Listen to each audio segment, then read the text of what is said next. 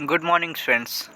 तो आज हम लोग बात करने जा रहे हैं बातचीत, जो ट्वेल्थ का हिंदी का एक चैप्टर है। तो इसका मैं आज पूरा ऑब्जेक्टिव यहाँ पे क्लियर करने जा रहा हूँ विदाउट मल्टीप्लाई क्वेश्चन। तो यहाँ पे पहला क्वेश्चन है फ्रेंड्स, बातचीत के लेखक कौन थे? तो बातचीत के लेखक बालकृष्ण भट्ट। उसके बाद यहाँ पे आता है बालकृष्ण भट्ट का जन्म कब हुआ था? तो 23 जुलाई 1844 को उनका जन्म हुआ था फ्रेंड्स। तो यहाँ पे उसके आगे क्वेश्चन है, बालकृष्ण भट्ट की मृत्यु कब हुई थी? तो 20 जुलाई 1914 को बालकृष्ण भट्ट की मृत्यु हुई थी।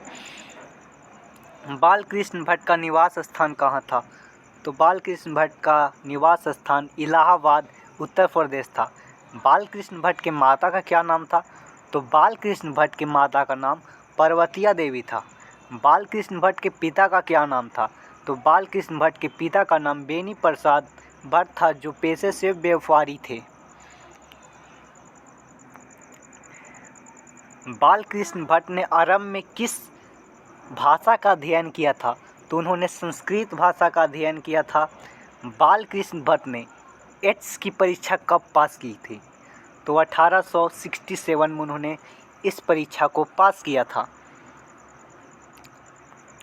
उसके बाद अगला क्वेश्चन आता है फ्रेंड्स, बालकृष्ण भट्ट को इंटर कॉलेज में अध्यापक की नौकरी किस कारण छोड़ना पड़ा था? तो उग्र स्वभाव के कारण उन्हें अध्यापक की नौकरी को छोड़ना पड़ा था। तो यहाँ पे उग्र स्वभाव होगा फ्रेंड्स।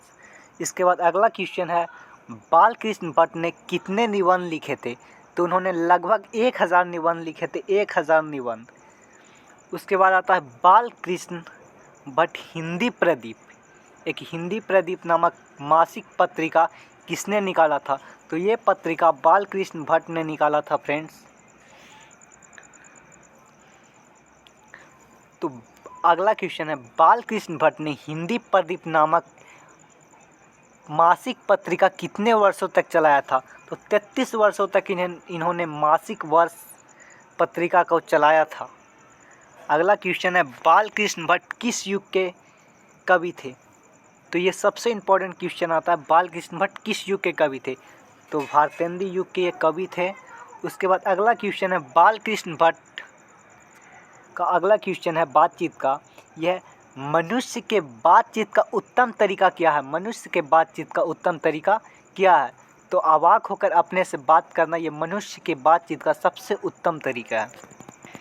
तो अगला क्वेश्चन है, संवाद। संवाद में सबसे महत्वपूर्ण क्या है? तो संवाद में सबसे महत्वपूर्ण होता है आत्मीयता। क्या आत्मीयता सबसे महत्वपूर्ण होता है? अगला क्वेश्चन है, बातचीत किस विद्या की रचना है? तो बातचीत निबंध है एक बातचीत, और ये निबंध विद्या की रचना है। अगला क्वेश्चन है, बातचीत के माध्यम से बालकृष्ण भट्ट क्या बतलाना चाहते हैं? तो बातचीत के माध्यम से बालकृष्ण भट्ट बातचीत की शैली को बतलाना चाहते हैं, बातचीत को शैली को हमें बताना चाहते हैं फ्रेंड्स। और अगला क्वेश्चन है, बोलने से मनुष्य के रूप का साक्षात्कार होता है, यह किसने कहा था? तो बेन जॉनसन ने ये कहा था कि बोलने से मनुष्य के रूप का साक्षात्कार होता है। और अगला क्वेश्चन है, असल बातचीत कितने व्यक्तियों के बीच हो सकती है? तो 2 व्यक्तियों के बीच असल बातचीत 2 व्यक्तियों के बीच हो सकती है। अगला क्वेश्चन है, असल बातचीत की 2 व्यक्तियों में हो सकती है, किसने कहा था? तो असल बातचीत 2 व्यक्तियों में हो सकती है, एडिसन ने कहा था। एडिसन ने यह बात कहा था कि असल बातचीत 2 व्यक्तियों के बीच हो सकती है। अगला क्वेश्चन है, बातचीत से मन किस प्रकार हो जाता है?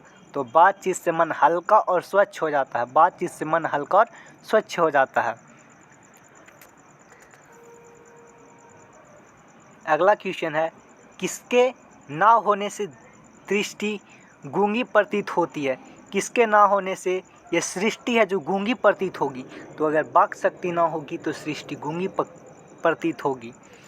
अगला क्वेश्चन है, art of conversation. Art of conversation कहाँ के लोगों में सबसे प्रचलित है? तो आर्ट ऑफ कन्वर्सेशन यूरोप के लोगों में सबसे ज़्यादा प्रचलित है। यूरोप के लोगों में सबसे ज़्यादा प्रचलित है आर्ट ऑफ कन्वर्सेशन। अगला क्वेश्चन है, बालकृष्ण भट्ट किस काल के रचनाकार हैं? तो बालकृष्ण भट्ट आधुनिक काल के रचनाकार हैं। संयोगित स्वयंवर रचना किसकी है? तो श्रीनिवासन दास की रचना है ये। वाद विवाद संवाद क्या है? वाद विवाद संवाद क्या है? तो वाद विवाद संवाद आलोचनात्मक निबंधों की एक पुस्तक है। बाल विवाद संवाद एक आलोचनात्मक निबंधों की एक पुस्तक है। बाल विवाद संवाद एक आलोचनात्मक निबंधों की एक पुस्तक है, ये याद कर लीजिएगा। जैसा काम वैसा परिणाम किस लेखक द्वारा रचित प्रहसन है?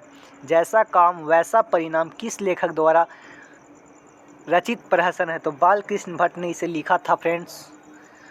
आगे है, रोवन क्रूसो को कितने वर्ष तक मनुष्य का मुख देखने को नहीं मिला था? तो उन्हें 16 वर्ष की उम्र तक मनुष्य का मुख देखने को नहीं मिला था। अगला क्वेश्चन है, रोबिन्स क्रूसो ने 16 वर्ष के उपरांत किस के मुंह से एक बात सुनी? तो उन्होंने फ्राइडे के मुंह से एक बात सुनी थी। फ्राइडे के मुंह से एक बात सुनी थी। अगला क्वेश्चन है, बालकृष्ण भट्ट के प्रेरक व्यक्ति कौन थे, जो उनको प्रेरणा देते थे? तो भरतदेव हरिश्चंद्र। उन्हें जो प्रेरणा देते थे उनका नाम था भरतदेव हरिश्चंद्र। वाक शक्ति क्या है? तो क्वेश्चन में आएगा वाक शक्ति क्या है, तो इसको आप लोग मारिएगा। वाक शक्ति ईश्वर का वरदान है। वाक शक्ति ईश्वर का वरदान है। बातचीत में वाक शक्ति के कितने फायदे बताए गए हैं? तो जो बातचीत पाठ है उसमें वाक शक्ति के कितने फायदे बताए गए हैं? तो इसमें बातचीत में वाक शक्ति के 2 फायदे बताए हैं। हंसी की अंतिम सीमा क्या है? हंसी की अंतिम सीमा होठों का केवल फड़फड़ाना ही बातचीत का हंसने की अंतिम सीमा है। मनुष्य का गुण दोष कैसे पता चलता है? तो मनुष्य का गुण दोष बोलने से पता चलता है। मनुष्य का गुण दोष बोलने से पता चलता है। वाक शक्ति को 2 फायदों को बताएं। अगर ये क्वेश्चन में आता है तो आप लिखिएगा स्पीच और बातचीत। एक है स्पीच और दूसरा है बातचीत। बातचीत के कितने फायदे हैं? तो बातचीत के 2 फायदे हैं, एक स्पीच और एक बातचीत। आगे चलते हैं तो आगे लिखा हुआ बातचीत के कितने भेद हैं? तो बातचीत के अनेक भेद हैं। ये अनेक भेद हैं बातचीत के।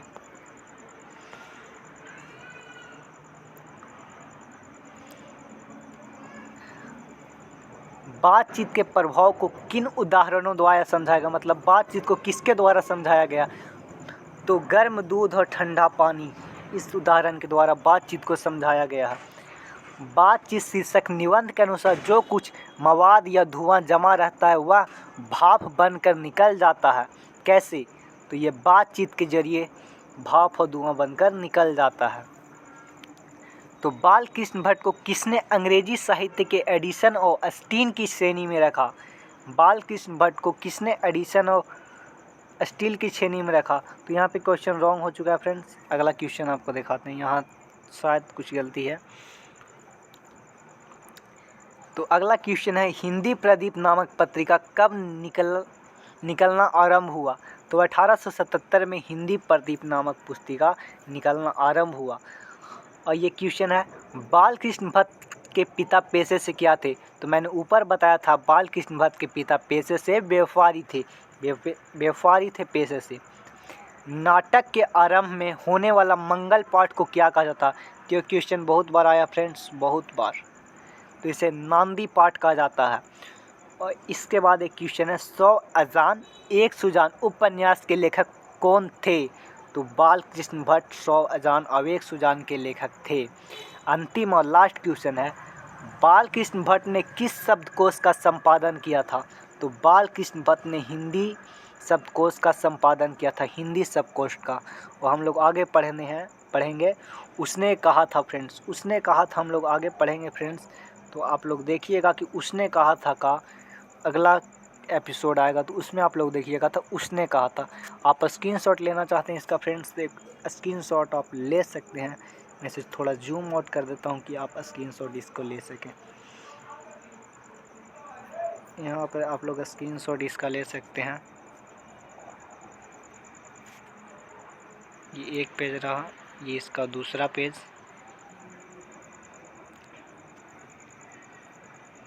ये इसका तीसरा पेज है friends. Thank you for watching.